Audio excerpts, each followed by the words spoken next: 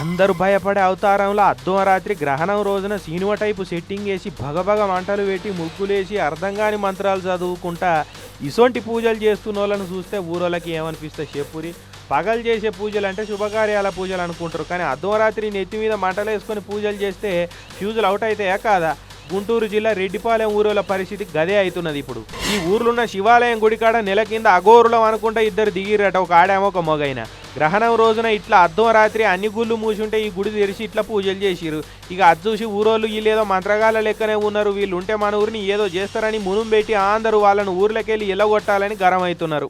అయితే ఏం పూజలు చేసిరని అఘోరినని చెప్పుకుంటున్నాయని అడిగితే, మా అఘోరి భాషలో వాటిని శక్తి పూజలు అంటారు, గ్రహణం టైంలో చేస్తాం, ఇవి తంత్ర విద్యలలో భాగమే ఉంటుంది, కానీ ఎవరికేం కీడు చేసేటివి కాదని అంటున్నాడు. సినిమా హీరోల ఫ్యాన్స్ అసోసియేషన్కు ప్రెసిడెంట్లు ఉన్నట్టే అఘోరి సంఘాలకు కూడా ఉన్నారట.